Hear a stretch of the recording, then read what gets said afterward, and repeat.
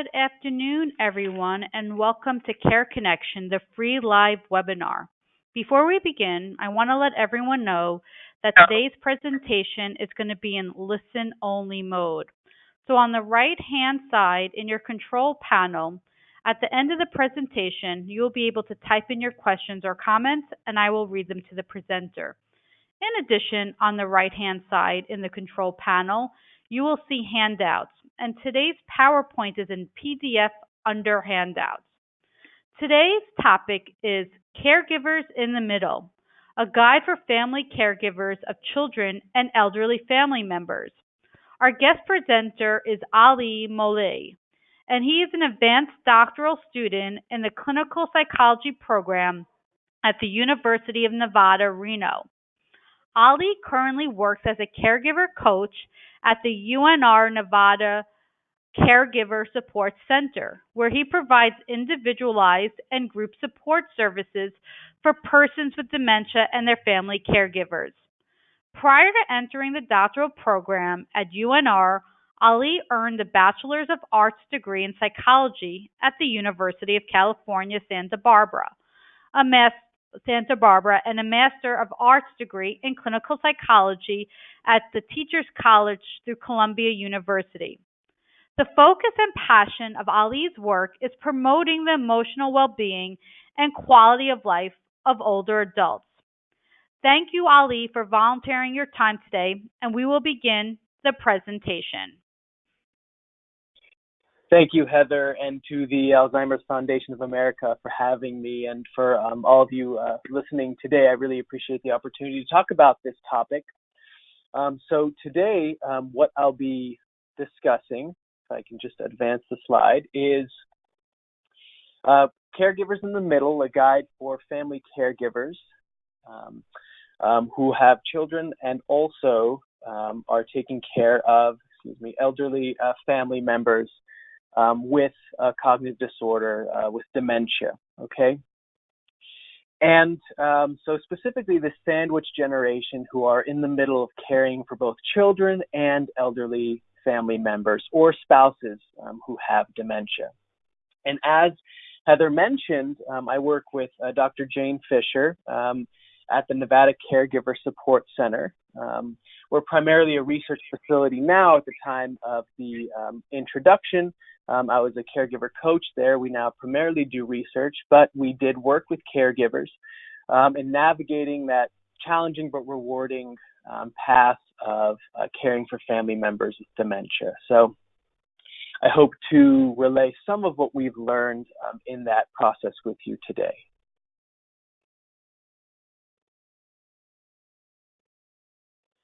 Now, I have three primary goals for today. The first is to discuss common challenges experienced by caregivers who are also raising children. And in order to preface that, what I'm going to first talk about is what we call the behavioral health model of aging and dementia care as a way of setting up how we can address some of those challenges. Okay? Next, I'll describe some considerations and strategies to help children, adolescents, understand the behavior of their family member with dementia and engage with them in a helpful way. And finally, I hope to discuss the importance of self-care in caregiving and parenting briefly, as I know many of you may be already aware of some of these strategies.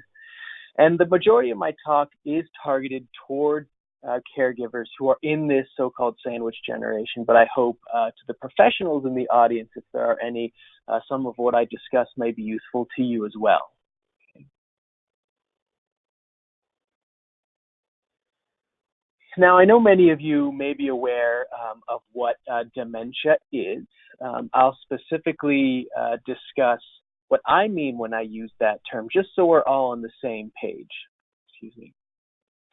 So dementia is a constellation of symptoms that involve lapses in such mental tasks as remembering, thinking, reasoning, and problem solving. Okay? And we'll call it dementia when these symptoms severely interfere with daily life and represent a significant decline from what the person was previously able to do.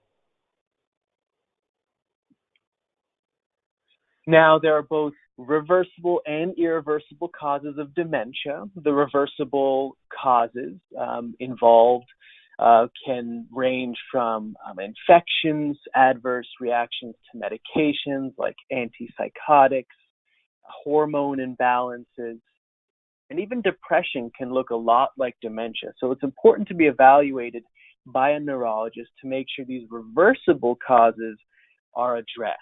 Okay? And that's the first piece of advice we always give to caregivers is to seek an expert neurologist opinion to rule out any of these reversible causes to make sure we don't delay any medical treatment that might actually reverse the problem, okay?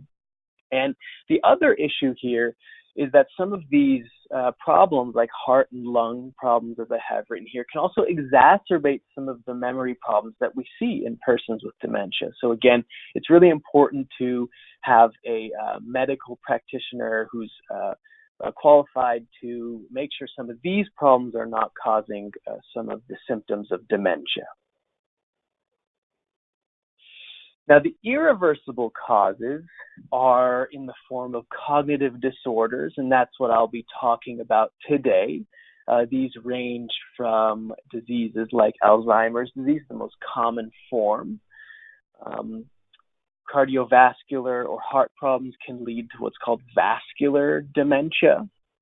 There's Lewy body dementia, and also frontotemporal dementia, which is a particularly important one for our purposes today, because many younger folks might present with this particular dementia, and that might present its own specific challenges if a parent who's at a younger age than some of these other dementias might present with has these symptoms of dementia. Some of those caregiving challenges might be pretty unique, especially because frontotemporal dementia also involves some social disinhibition and a lack of a social filter, and that again causes some unique challenges that we can talk about today. And finally, I just want to mention that dementia is different than normal aging. Okay, we all experience lapses in remembering, forgetting people's names, and so on. Dementia, again, is when these sorts of problems severely impact life in a negative way. Okay.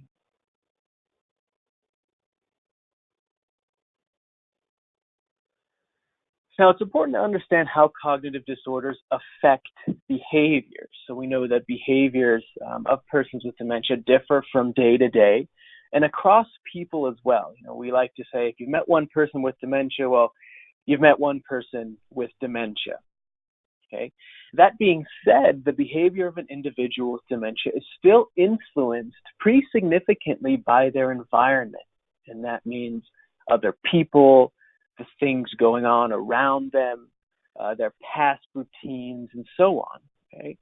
And the importance of this point is that if we can make sense of a person's behavior by understanding what's going on around them, then some of what we think of as sort of bizarre seeming behavior like, you know, wandering or quote unquote aggression or some of these other what are called behavioral disturbances seem to make sense, because in most of these cognitive disorders, some of those behavioral difficulties that I mentioned, like wandering and so on, they're not a natural part of the progression if we set the environment up in the right way, okay?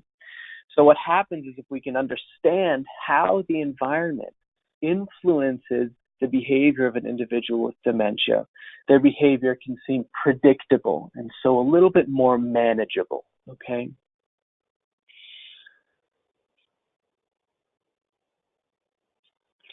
And when these challenging behaviors occur, primarily occurs as a result of loss of verbal abilities.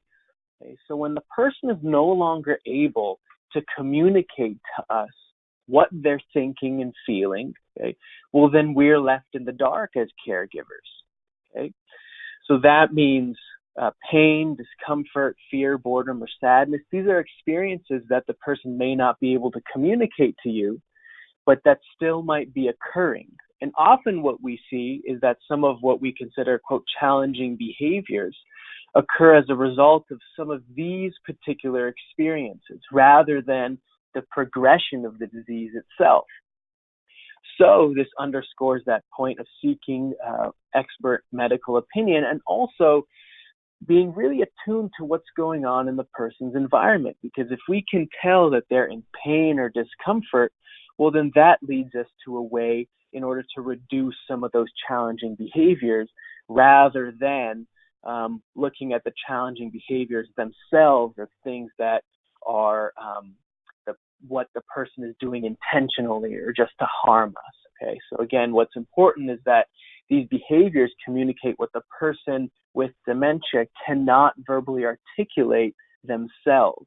Okay, so if we can take the perspective of the person with dementia and see, are they experiencing any of these sorts of things, then we have a window into why they might be behaving the way they do and a way of addressing those behaviors without resorting to things that might exacerbate their loss of behavior, like sedative medications and so on, okay? And so it's important to understand that often the person is trying to make sense of their environment in the context of their limitations. Okay, so if we think about somebody with declining verbal abilities, well, if somebody doesn't know where they are, repeatedly asking someone close to them where they are and what they're doing, well, that is actually pretty adaptive. So in some sense, although it's sort of annoying to us, because dementia involves this loss of behavior, we actually don't want to get rid of that behavior. It's really adaptive, okay? So I sort of like to put it this way: if you're sort of locked in a room and the door is jammed and you can't get out, you'd try a bunch of different things to get out, okay? Maybe try the door, you would maybe try to call on your cell phone, you do all these sort of things. But for somebody with dementia who's starting to lose their behavior, it's important to try to keep and support and maintain as many of their behaviors as possible, okay? And so with this in mind, we know that individuals with dementia can have a high quality of life, okay? And this involves, like I mentioned, having a variety of behaviors available to them to do what's important to them in life, what they value, like connecting with loved ones and so on, okay? An important principle underlying all of this is that behavior really is precious, okay? And our goal is to support and maintain their verbal abilities and all their abilities for as long as possible. And this helps us see, for example, when somebody's asking a question over and over again, we might just want to say, we might want to dismiss it, or it might be too annoying for us to want to respond again and again. But if you take a moment to take the perspective of the person with dementia, you all know, I'm sure, how it feels how to be corrected frequently. It doesn't feel really good. It might actually lead to punishing or reducing more of those verbal abilities. And that's something we really want to prevent as much as we can, especially given that some of these disorders happen at the peak of someone's life when they have the most behaviors available to them, the most knowledge and experience, okay? And so I want to address some of the common challenges we might see for caregivers who are parents as well as being primary caretakers, okay? And this involves understanding the needs and perspectives. It's balancing both the person with dementia and the child or adolescent, okay? And so there are various circumstances you all may find yourself in if you're in this so-called sandwich generation, okay? You may be a spouse caring for a partner with younger onset dementia. That might be, like I mentioned, frontotemporal dementia or early onset Alzheimer's disease. And in this case, the person with dementia might be the child's parent. So that's one case. Or you may be an adult caring for a parent who has dementia. And in that case, the person with dementia is the child's grandparent. Okay? So each of these situations, each of these arrangements has their own unique challenges. Okay? So in the first case, the parent or the child rather might have more caregiving responsibilities. given that this might be a caregiver who has sole financial and caregiving responsibilities. In the latter case, depending on how close the grandparent is to the child, whether the family lives with the grandparent or the grandparent is in a long-term care facility, all of these sort of arrangements might make some of what I talk about a little bit more or less relevant to your specific situation. But I'll do my best to try to address all of these challenges that we might see, okay? Because both involve unique challenges for interacting with children and the person with dementia. So in terms of strategies for helping children when caregiving, there are 4 domains that I want to talk about. And the first is actually what I just talked about, which is knowledge of how behavior is affected, knowing that the person with dementia is doing the best they can and their behavior is affected by their environment. We shouldn't necessarily stigmatize or pathologize their behavior as a result of their cognitive disorder. We should first look to see if some of these other explanations are causing some of what we might consider inappropriate or challenging behaviors, okay? So communicating that knowledge to your child is very important. The second piece is understanding and validating the emotional experience of children who are living with a family member with dementia. Also, communicating with persons with dementia, modeling is going to be important. And finally, promoting meaningful and nurturing relationships by including all of this knowledge all together, okay? So in terms of knowledge of how a person's behavior is affected when they're experiencing symptoms of dementia, we first have to start with the reality that children usually have no history with or knowledge of dementia-related behaviors, okay? So parents can promote understanding and perspective taking using words that are easy to understand and reminding children that the person with dementia is not doing things intentionally, okay? So common questions the child might have is what is dementia? I mean, is this something that's contagious? And you might let them know that no, it's not something you can catch like the flu or some airborne virus. Relatives of family members may be at higher risk, but that doesn't mean everybody who has sort of high risk will get it. Okay, will develop dementia. Okay, and many people are working hard to do their best to cure it. Okay, to cure some of these disorders that cause dementia. Okay, they might wonder these questions about why their grandparent is acting this way. And here you can take their perspective and say, well, when they're saying things that might be hurtful, okay, they're not doing it intentionally, or not to take it personally when they do that, to understand that this person's brain is causing them to behave in a particular way in conjunction with their environment, and they're not intending to say anything that might be mean or anything like that. And this might particularly come up in situations in which the person with dementia might not remember the name of the child. We can imagine what that might feel like if somebody who's very close to us no longer remembers our names, and this is something that happens as dementia progresses. So we can attend to the emotional experience, as I'll be discussing, of the children, and to say that this is not something that the person with dementia is intentionally doing. They still love you and can feel love. And they're doing the best they can, and that's an important thing to communicate. Okay.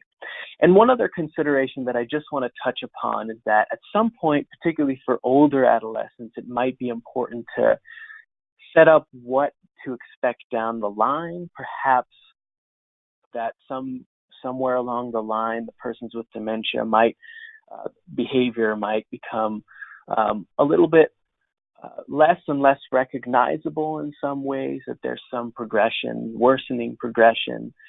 But I do want to let you all know that this is really important when we're talking about what to expect, to be attending to the emotional experience of children, their maturity, the timing. So for all children, it might not be the appropriate time to let them know that, well, this is the progression of the person's dementia. Okay. And when attending to the emotional experience of the children, we have a couple of things that we want to keep in mind. There might be a variety of experiences that children and adolescents might experience. Okay. This might be a confusion, like I mentioned, as to why their parent or grandparent is acting in that particular way. It might be sadness or some feelings of loss, particularly if the grandparent or parent is close with the child. Okay? They may be worried about the future, or again, worried about whether they might develop it later on. Okay? They might feel embarrassed, and this is particularly for older children and adolescents, who we know that during adolescence is the prime time of life where social experience and rejection are really, really important. So if they have friends over, they may feel sort of embarrassed to have a family member with dementia. And it's important here to understand that this is a developmental period in life when embarrassment and social rejection, these are really at their peaks. So we have to remember that, adolescents are doing the best they can as well, and their embarrassment is sort of a natural feeling to have. Okay, and it might be important to start to validate that, as I'll talk about. Okay, and they might be also angry about enhanced responsibilities and things that they need to do that they couldn't. Spending more time in terms of caregiving rather than going out with friends and so on. There might be a wide variety of experiences that children may be experiencing. Okay? And some points to consider in terms of knowing when the child might be having some adverse reactions to the experience. You might notice withdrawal or trouble concentrating in school, or spending less time with the parent or grandparent. Again, these are things to notice and as cues to let you know that maybe the child or adolescent isn't coping with this experience as well as we would like. And so when that occurs, there are a couple things we want to keep in mind. And this is based on this idea that if you all are parents, you know that one of your jobs is to help children label and respond to emotions in a healthy way. Okay?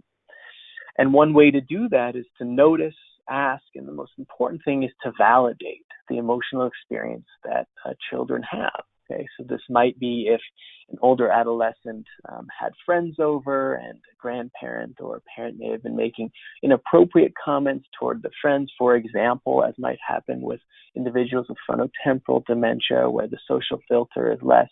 You might say, it made me sad to hear what your parent or grandparent was saying, and I can understand that.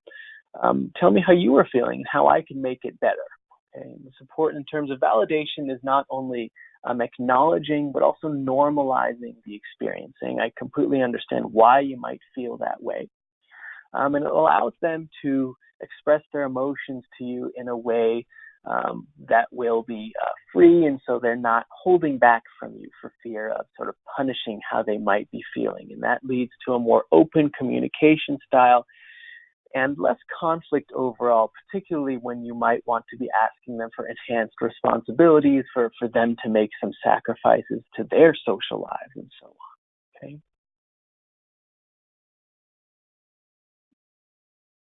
And like I mentioned, at some point in the progression of some of these cognitive disorders, children and teenagers might acquire a caregiving role, particularly if the caregiver is a sole caregiver, financially responsible for the household. So when doing this, it's important to consider the child or adolescent's age and their gender. So particularly for younger children, it may not be appropriate for them to engage in bathing or toileting tasks that might be necessary, particularly for opposite gender parents, okay, and even for same gender parents. Okay, for older adolescents, they may be more comfortable with the tasks, but it's important again to attend to what your child or adolescent is feeling, to ask them and to allow them to express what they're feeling, because we want to make sure, as responsibilities they may need to have, but we may want to make sure that they're not feeling burdened or experiencing really adverse emotional reactions, okay? And so the intimacy of the caregiving task, the child's maturity, their gender, these are all things to consider in terms of the caregiving role that they may have, okay?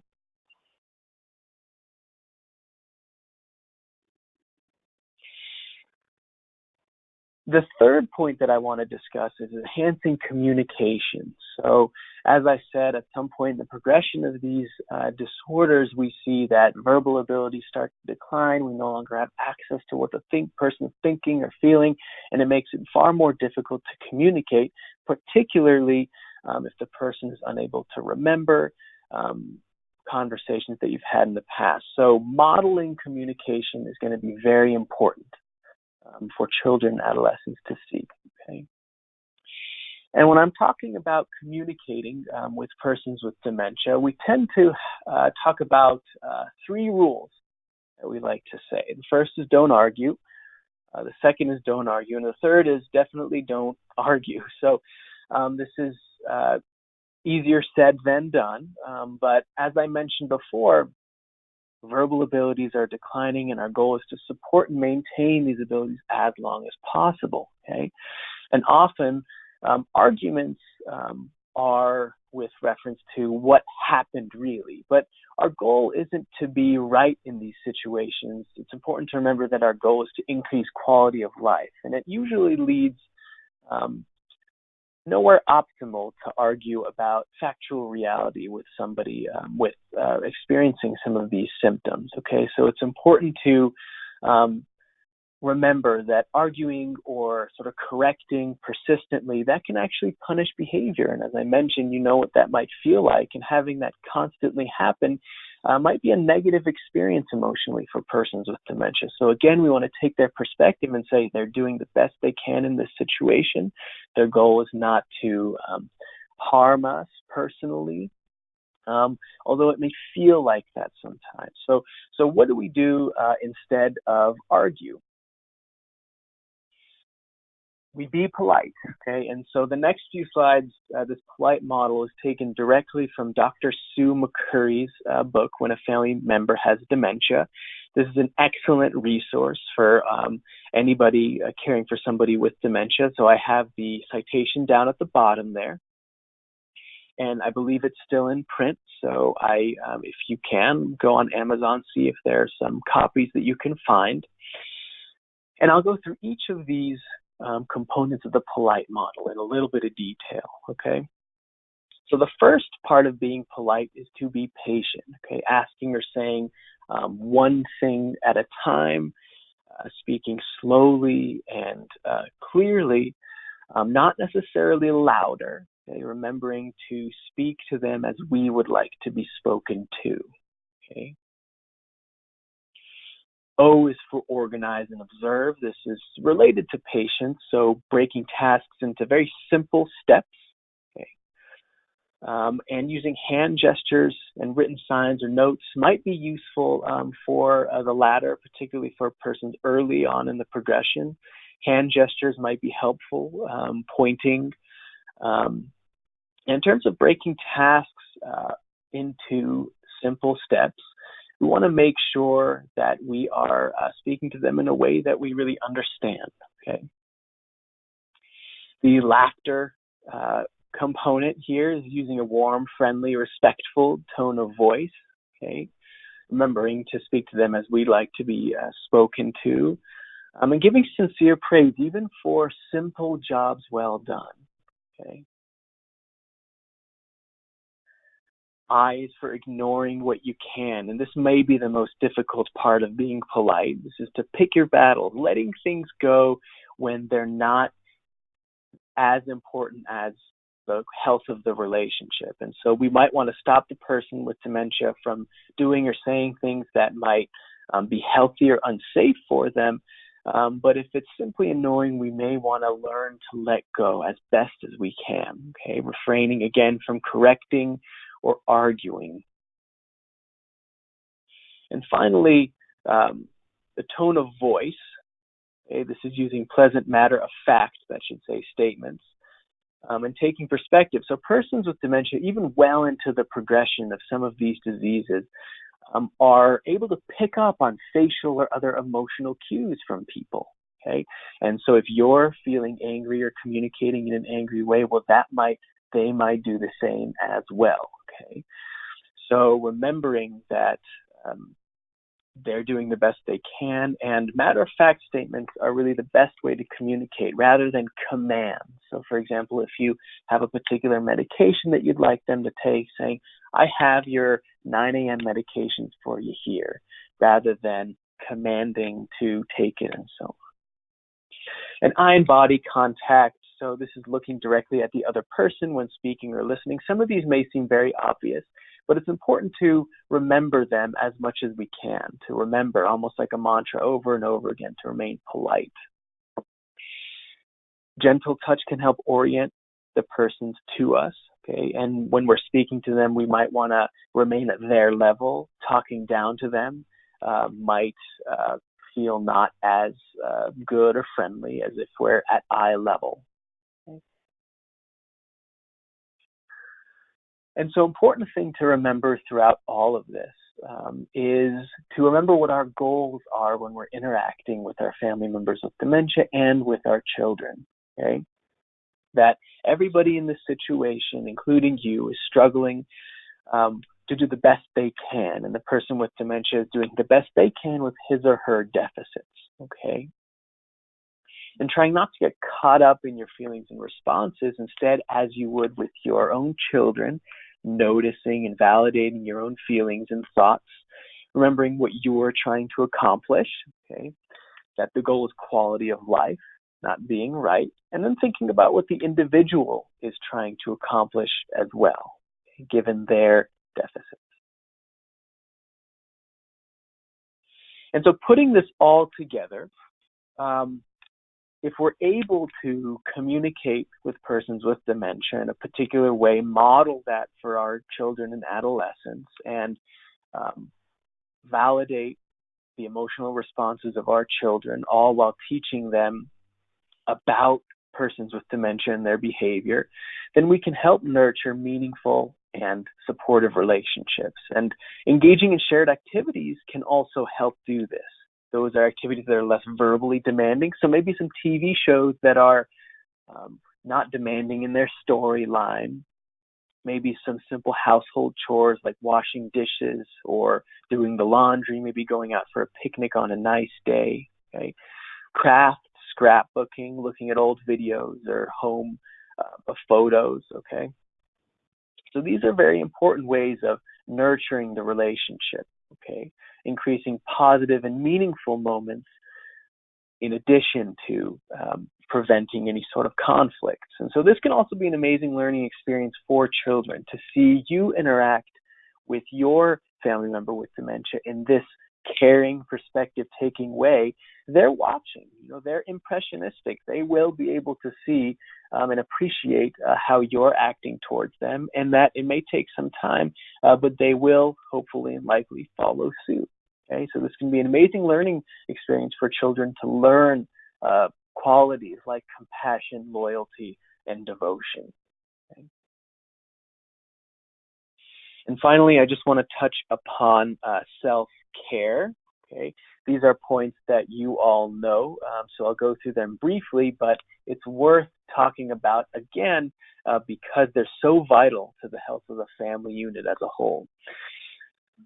So eating as well as you can, incredibly important, staying away from as many sugary or sweet foods as you can, avoiding caffeine before bed, drinking as much water as you can, remaining mindful about sleep. Most adults need about 7 to 8 hours.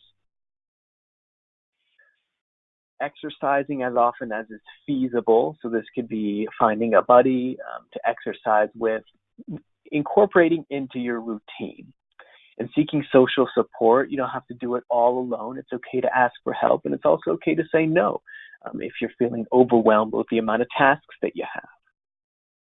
practicing mindful caring. Okay, this again involves what I mentioned before in terms of being polite and remembering that everybody in this situation is doing the best they can. And in conclusion, modeling understanding and communication can be incredibly important because our children learn from modeling. Okay, and if they can see you take perspective, then they can follow suit. And same with communicating. And again, they appreciate when they're being asked about and their emotional experiences are being validated. And it's important, again, to enjoy every moment you can with those shared activities through this rewarding and challenging experience. Okay, and I hope some of what I've talked about can be useful to you in that endeavor. And just one point to end on is to also be kind to yourself, just as you would take the perspective of your child or adolescent and of your family member with dementia, to be as kind to yourself as possible. You're doing the best you can, and you're doing excellent work, and I commend you all for seeking extra education in order to be there as much as you can for your loved one and your family. I have a couple of helpful resources for you here. I apologize if some of these web addresses are not up to date, but this Alzheimer's Association one may be a bit out of date, but if you Google Kids and Teens Alzheimer's Association, that should be helpful. The National Institute on Aging website also has some resources, storybooks and videos for children and teens about Alzheimer's disease that are age appropriate. And the American Association of Caregiving Youth is an organization devoted specifically to youth who have extended caregiving responsibilities. And of course, the Alzheimer's Foundation of America has excellent resources on their website as well. And I thank them again for inviting me to this talk. Thank you. Thank you so much for this great presentation. I want to let everyone know we will be now taking questions or comments. Again, it's in the right-hand side, and I will be reading them to the presenter, okay? And so we will begin with this first question. Give me one moment. The question is from Catherine. She says, I'm a 44-year-old child dealing with my mom being in a nursing home for rehab, and the dementia has gotten worse, and my father and I are the only family. Since I'm an adult child, so I'm presuming that the resources you are discussing now are not arguing and polite are the best resources, but I'm frustrated because no matter how much you can reason and they understand and they say they understand, but in reality, the connection is broken. If you have other suggestions for my situation, I would appreciate those as well. So I may need some of those details repeated again. I'm sorry. Heather, if you could just repeat the first part of the question, the situation specifically that Catherine is in, I'd appreciate. She's 44 years old. Her mom is in a nursing home for rehab, and she also has the diagnosis of dementia, and her dementia has gotten worse, and she and her father are the only family. She's the adult child. She's looking for other avenues of success to help her mom besides the polite and the other resources that you reviewed. Yeah, so she's looking to how best to help her mom. Okay. And so this really depends on the specific difficulties that your mom is experiencing. So it would be difficult for me from afar to give you specific resources. Depending on the long-term care facility, they may have some sort of activities that may be helpful to socialize. One of the things with these sorts of strategies is that they're not one and done kind of situations. Perspective taking and the polite model are things that over time can help us manage behavioral difficulties with our the care recipient, the person with dementia. And there are some situations in which it may not be enough, but over time sort of using this, and so I would have to probably know a little bit more about the specific conflict that Catherine, you may be having to answer really more specifically about resources in terms of strategies. But we have a couple of other strategies that we sometimes talk about. One is just off the bat that I'll be talking about is something we call compassionate misinformation. And that's when we often tend to feel like we need to not argue, but be very upfront with our family member about reality and what's really going on. And compassionate misinformation is something we often will tell caregivers is a way to think about our goals. So our goal is to increase the quality of life. And if in this particular situation, telling someone, for example, it depends on the specific situation, but telling someone something that's true but might be distressing maybe isn't the best way to go. And so we talk about, either redirecting the person's behavior towards something that's really something that they like. If they like videos of nature or of babies or things like that, redirecting them so that there are pleasant activities that they can be redirected toward. And then also with this compassionate misinformation piece is to say, well, maybe I'll tell them something that might make them feel a little bit better in this moment rather than something that I feel like they need to hear. So those are just a couple other strategies. But again, I'm sorry I can't be too specific because I'd need to know a little bit more about your specific caregiving situation. So I hope that was somewhat useful to you. Right. And for anyone else on the line, if you have further questions, our helpline, we have licensed social workers and we'd be happy to provide any guidance that we can as well. And we're available Monday through Friday, 9 a.m. to 9 p.m. Eastern Time, and Saturday and Sunday from 9 to 1 at 866-232-8484, 866-232-8484. But that was a great explanation, and Catherine is thanking you. She felt it was very helpful. Now we have another question from Laura. Is there any scientific data in reference to numbers of children and adolescents providing direct care to individuals living with dementia? If so, my next question is, has anyone surveyed their responses to individual grandparents living with dementia? So that's an excellent question, and I wish I had it off just in my head right now, but I know the American Association of Caregiving Youth, if you go to their website, they actually have a tab on their website that says research or literature, and it takes you to a lot of different studies, and a lot of these are survey studies to show how many of our children are are in a caregiving role. There are fewer studies showing how many are in a caregiving role of persons with dementia, but there are studies showing what are called qualitative studies, which are asking children and adolescents about their experiences. So I would definitely refer you to the American Association of Caregiving Youth, and if you look for a tab that says research, that should direct you to very helpful resources. Thank you. We have a question from Susan. She would like to know, for children whose parents have young onset, being before the age of 65, how can we initiate the school social worker or guidance counselor in helping that child? Oh, okay. So this would be specific to your school or situation. However, in terms of getting resources set up to have the guidance counselor talk to your child, so there may be some issues of confidentiality with asking the guidance counselor to talk to your child. Frankly, this might be a great question for the social workers at the Alzheimer's Foundation of America, who have a better grasp on the specific ins and outs of the system.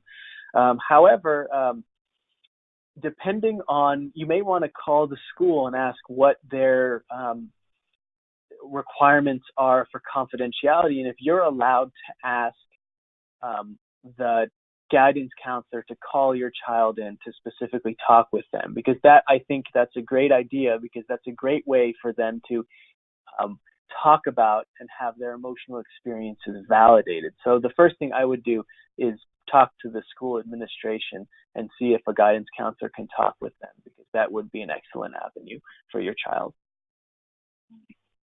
Thank you. We have another question from Rachel. Do you have any book suggestions for children who are under 10 years old to learn about this disease? Um, what I will direct you, if I go to this past slide, is the National Institute on Aging website. So they actually have a lot of different books for children and teens of different ages. So while I won't tell you a specific title, because I think all of them are excellent, if you go to that website, it will direct you towards storybooks that might be useful for really young children, and also for older adolescents as well. So that's an excellent resource for you. Thank you. We have time for more questions. So if anyone else has any questions or comments or anything that they'd like to add to today's presentation, I'd be happy to pass them along.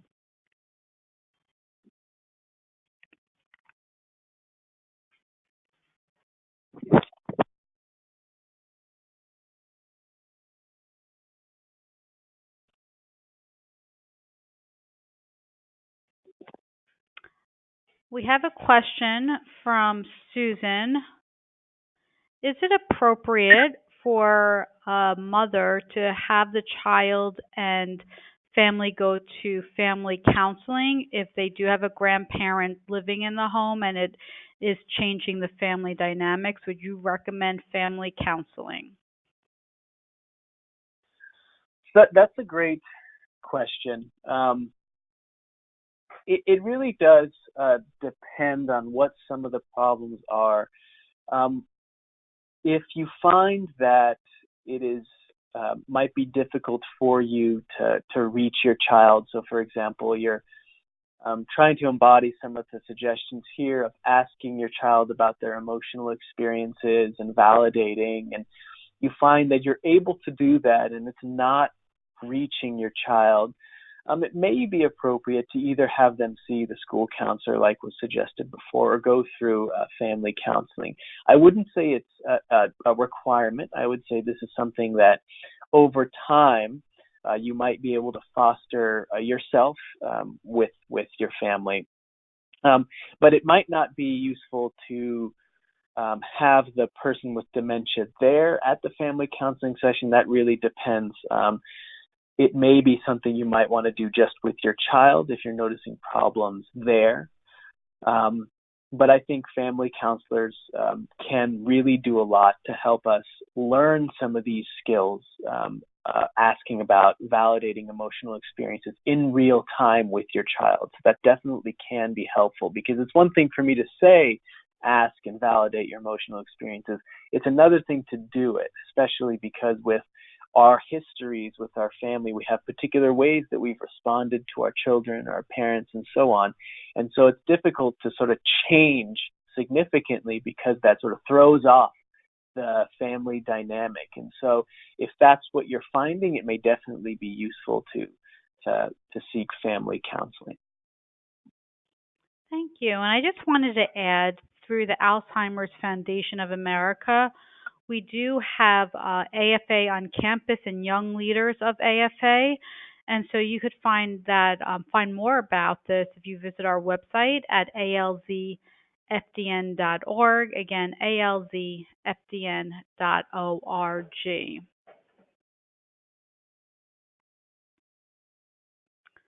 So it looks like we are done with the Q&A portion. Again, we do have a couple more moments. So if anyone else has any questions or comments that they'd like to share, I'll give it a couple more moments.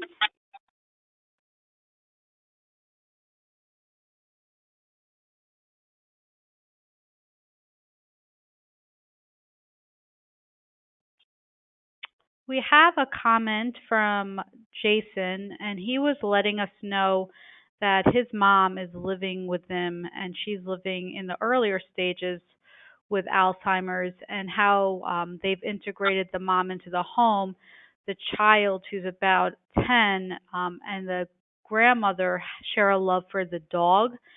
And so they are sharing that having the child interact with the dog and the grandmother has been helpful. So Jason just wanted to share that with everybody. I think that's great because one of the things that we did talk about was these shared activities that are pleasant. And that's definitely something that can be enjoyed by children and family members with dementia alike. So thank you for that comment. I really appreciate that as a way of embodying some of what we've talked about today. Yeah, that's great. Thank you, Jason. We have another question from Mary. My 96-year-old father has been wanting sugary snacks a lot these days. Can you tell me how that affects him in a negative way? Well, that's an interesting question because there are two perspectives that we can approach this from. At a certain age, and I'm sorry, I must have zoned out the moment you said that the age. Do we have the age of the care recipient or the family member with dementia? I Or just no? erased it. I think Okay. it was in the 90s. Okay, yeah, I remember something like 96. So at a particular age, what we would sometimes recommend is letting the person enjoy the snacks that they really love, because at a certain age, they should be able to enjoy those sweets. But if you are finding that it's happening for every single meal time, for example, it might be useful to just not have those present and to maybe suggest something like, okay, we'll have it right after we have our greens today, okay? And then and might be maybe redirecting again and again if they're asking again and again and again for the sugary sweets, maybe replacing it also when you redirect towards something pleasant that might give that same sweet, warm response, but more of an activity, such as watching something funny. Or so you might want to replace the sugar with something else that might serve the same function. But again, a little bit of sugar, unless, I'll always redirect some of these questions also to your primary care physician or to the family member's primary care physician, depending on if they have particular dietary restrictions, like due to diabetes and so on. But it's really a balance of having them enjoy some of these sweets and also potentially redirecting them away if it feels like too much, but not just redirecting them away to nothing, redirecting them away to some pleasant activity that might functionally replace that need for sugar. Thank you. We have another share from Stella. She's letting us know that caregiver.org, again, caregiver.org, also has webinars and fact sheets for those who have a family member living with dementia, and different tip sheets and fact sheets that could be helpful. Thank you, Stella.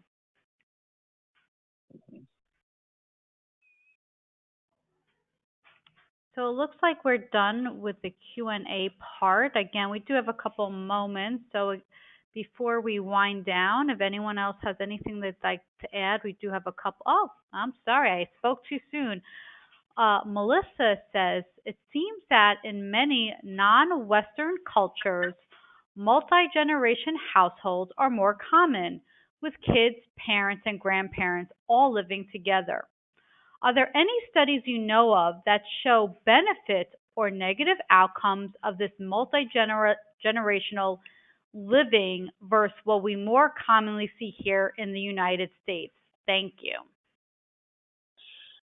Yeah, so in terms of studies, I'd have to think a moment. I know there are, what we tend to find is that persons who are from some of those cultures you may be referencing, who feel more of a sense of obligation toward caring for family members with dementia, tend to feel somewhat less burden, actually, towards caring, because it's just a part of their culture, part of an obligation, and so part of the way that somebody is a family member is to care for them. So there's sort of less burden there.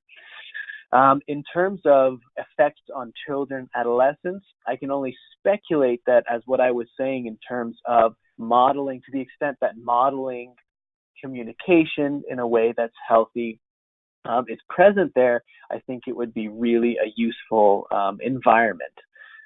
In terms of specific studies, I would need to take a look again to see if they've found any research findings related to that. But clinical experience will tell us that that is generally a useful way for children and adolescents to develop some of those qualities that we find are helpful, like devotion, loyalty, and also discipline.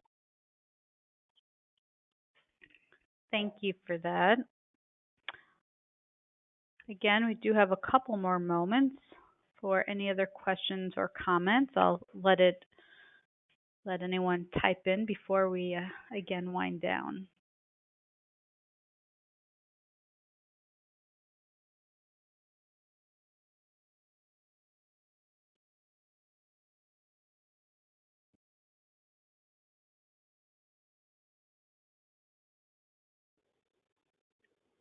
We have a question from Janet. She actually has a question on what it means to be a caregiver coach, your role as a caregiver coach. She's just curious about your role. Sure. Yeah, so the Nevada Caregiver Support Center, so we recently winded down our direct care. However, our caregiver coach role is sort of a unique center over here in Reno, Nevada, where it was funded by a grant, and we would have caregivers who are feeling stress or burden come in, and we would coach them through their interactions with their family members. So teach them some of what I've talked about today in terms of some specific strategies like redirecting, compassionate misinformation, acclimate them to the behavioral health model of aging, so helping them understand that some of these behavioral problems might be best treated by knowing what their needs are rather than sort of pathologizing their behavior. And we also had a caregiver support group where people would come in. It was solution focused in that we would have everybody sort of pitch in some different solutions to the problems that people brought into the group. But again, I mentioned now we are primarily a research facility. So thanks for the question.